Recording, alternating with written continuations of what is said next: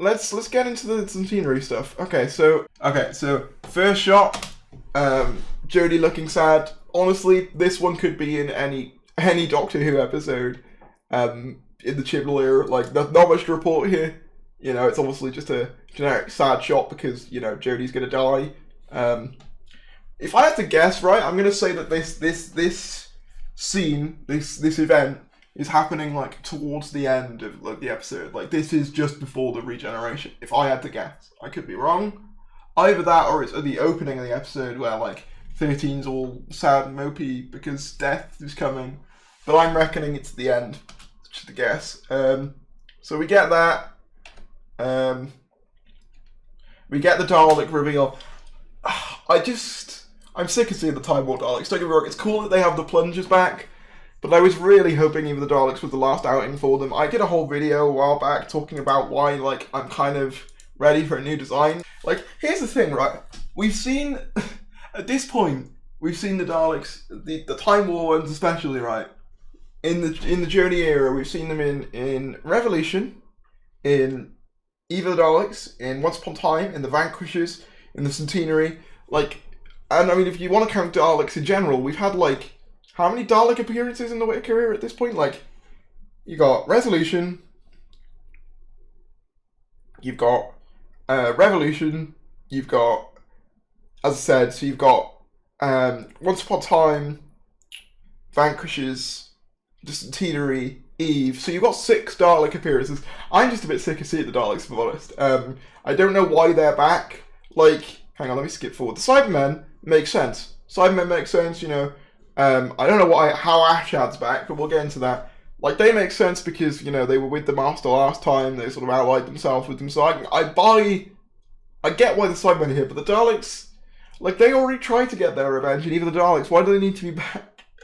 And I know that, like, they'll go to any lengths to, like, sort of, you know, get revenge on the Doctor or whatever, but I just don't feel like they need to be here. Like, it just feels like, oh, let's just cram the big 3 in the last episode just because it's cooler. It's like, eh. But yeah, so then we get to the Cybermen and Ashad. Like, I don't know how Ashad is back, because if we look at the Timeless Children, rather, let me get it up on screen. Yeah, the last time we saw Ashad, he's not only miniaturized, but also blown up. So, why is it skipping forward? I don't want to skip forward. Leave me alone. Yeah, last time we saw Ashad, he was miniaturized and exploded. So not sure how he's back for the regeneration story. My assumption would be either, right, it's a past version of Ashad, so it's him before that event occurs, or he gets restored by the Master's tissue compression somehow. Or, you know, the conversion, he's converted enough for it to, like, maintain his body, like, after the explosion. So maybe the explosion reverses the miniaturization. I'm not sure. I'm assuming because time bollocks is going on this episode because of the Master, I'm going to assume it's something to do with time, like time travel. So yeah, we get that line reiterated from the Vanquishers. Then we get our reveal of Big Boy Sacha Dhawan in a much less fun outfit, it has to be said. And we also see Yaz, who, fun fact, is in her attire that we saw her not only whilst filming the Centenary, but also this was what she was wearing when they officially announced that Judy Whittaker and Mandip Gill had wrapped filming on Doctor Who. So yeah, this is definitely final episode. This is the end of the road. This is the day you die. So this is the thing. I thought initially, right, like, this is like sort of a the Master, since we last heard, so this is pre-Spyfall, the One Master, so like just after he regenerated from Missy, and he's a bit more good as a result. But then he says this is the day you die, which kind of implies that it's, you know, a Master revenge plot thing. So I'm not really sure how that works. Maybe it's like, I don't know why he looks younger here and older in the other bit, but still evil in both instances, I'm not sure. Maybe like the old man Master is like a flash forward or something, or like a future scene, I'm not sure. Music, very good subtitle there. Music. And then Jodie's face. This seems to be some form of I want to analyze the paintings here. My guess is like these are just like random paintings, but they do kind of look like Gallifrey being destroyed. Maybe that's me reading into it. Like, it kind of looks like volcanoes as well. But I think where they're filming here is the church filming for when they were filming the centenary in July. It's not a church, sorry. It's like a place in Cardiff. I remember seeing it, but it looks very similar to that, so that's where I'm going to guess this takes place, filming-wise. Then we get our reveal of Tegan, which was like, wow, okay. That was surprising. I wasn't expecting it. Tegan's just back. Yeah, I'll get more into Tegan a bit later in this teaser, but like, you know, I just really hope that Shibble doesn't mess up either of these characters, because I enjoy both of them. I don't want him to mess them up.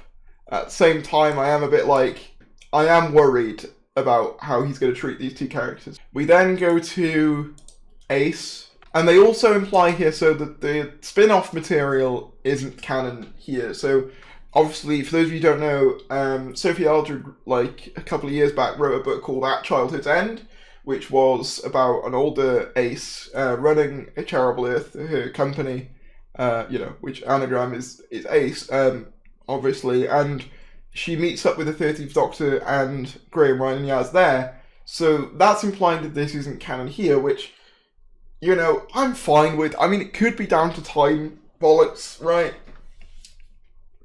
But to be fair, you know, the show always kind of does ignore this expanded media, but then at the same time it does feel a bit like, come on, Sophie Aldred literally wrote that, you know? So yeah, she says it's been 3 decades for her. And then, now this is what I do have concerns about. This shot here, Tegan uses a gun. And now, it could be fully justified in the plot that they're defending themselves from some Cybermen or some Daleks or whoever. But the last time we saw Tegan, the whole reason she left was, oh, it's gotten too violent for me, it's not fun anymore, Doctor, like, I'm gonna leave. And then the very next thing we see her do in the centenary is, like, start shooting things. Like, I am worried, like, Ace, I totally buy using a gun, like, makes perfect sense, like, she's always been more inclined to use weapons than, like, the Doctor. But Tegan? Admittedly, if they are defending themselves, which it looks like they are, because it looks like they flipped up a table to try and, like, give them some cover. That's what that looks like anyway. Then I'm okay with that. I'm also going to stab at, like, this is my guess, right? This is just my guess. We are going to get into some leaks, you know, leaks later on, because I've seen a few.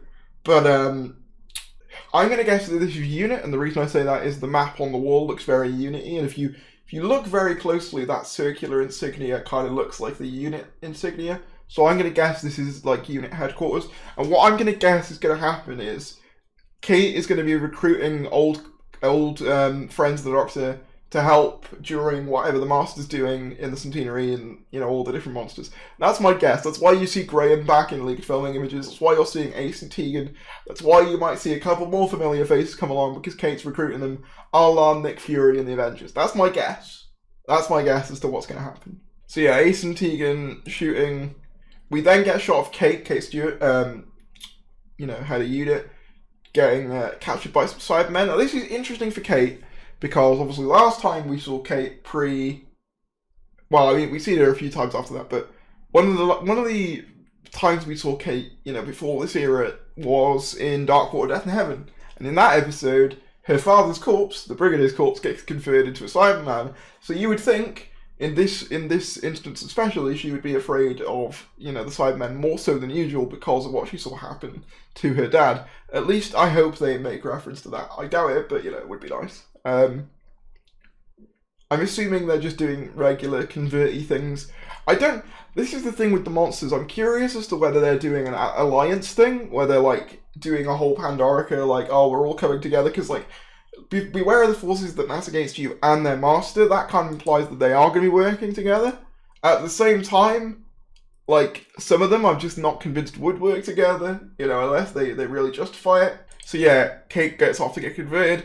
Dan looks like he's heading into space on a spaceship. Now this doesn't look like Vinder and Carvanista's ship. This looks like a different ship, so I'll be curious as to the context of them getting the ship here. Also, if you look extremely closely, you can see that Dan is actually holding 13 Sonic Screwdriver. So that implies to me that, you know, he's going to be using it to do some stuff later on in the episode, which is you know, interesting. Like, I mean, I'd assume they're going to get split up because that's normally what happens anyway. But I think this to me implies that perhaps the Doctor's like a bit of shtuck in this final episode. You know, maybe she can't, maybe she's trapped at some point, and Dan has to go out into space to do something or other.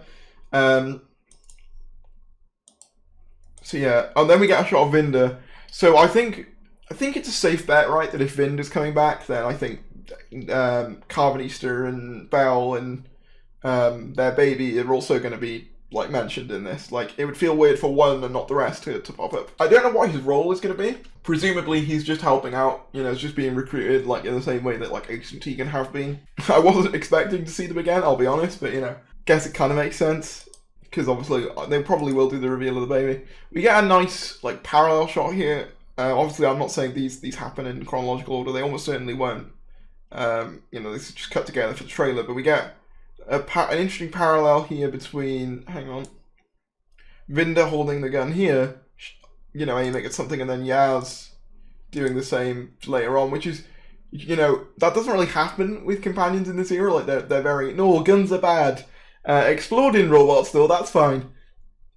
Yeah. So, that is interesting. A lot of people have speculated, you know, who's she holding the gun to in this instance. You know, a few people have said, oh, is it the Doctor? That would be cool if they were doing a double cross thing. My guess currently is that the Master like gains access to the TARDIS whilst the Doctor's incapacitated, and Yaz is still in there for some reason, and you know she's pointing the gun at the Master. That's my guess, but let me know who you think. I know that some people have memed that it's River, and you know they're gonna have a fight over 13, but yeah. And then we get a shot of Yaz beating up a Dalek. We can even see she's in her original outfit from the 80s. Admittedly, it's weird seeing her in like the same outfit she wore as a teenager. You know, I'm reckoning this could be like in the past, maybe during the Time War. Maybe this is a flashback. If not, you know, it could just be like, because it definitely looks like they're not on Earth here, right? Like, it looks like they're on some sort of alien terrain, judging by the rock structure. Then again, I suppose the metal girders kind of give the vibe that it is Earth, so I'm not really sure. But it is cool seeing her beat up a Dalek again. That is neat. Sorry, don't go away, Master. I don't want to see you yet. But yeah, I will be curious to see, like, you know, how much screen time Ace and Tegan actually get in this story, because, you know, there's not, you know, obviously I think we've heard it's 90 minutes. Like, that's the runtime for this episode, right? But like at the same time, I'm a bit like how much of that is going to be, you know, filled up with these characters, especially seeing as we basically know there's more characters being in this as well. I am concerned that they're kind of just going to be wasted. And then we get a shot of Rasputin Master, Old Master, and he says, "Welcome to the end of your existence." There also seems to be a Cyberman and possibly a Dalek behind him, because that like blue bit kind of looks like the Ice Storm. Could be wrong there though. His coat here looks a lot darker than it does initially. I think this is definitely a version of like Future Master, right? Like, you know, maybe something goes wrong for him. I don't know what. But yeah, I'm really not sure what's going on with the Master in the story. I think maybe he's trying to take the regeneration energy from the Doctor. Maybe that's why. Okay, here's a theory, right? You know how in Curse of Fatal Death, the Master's age gets restored by Dalek technology? What if the Master is planning to use regeneration energy to restore his form? You know, maybe when we see him initially, he's in this older form, and then he uses the Doctor's regeneration energy rather to turn himself back into, you know, Dilfman. And then, so that's explaining why later on we see what looks like him exploiting regeneration energy. The Doctor seems to be encaged.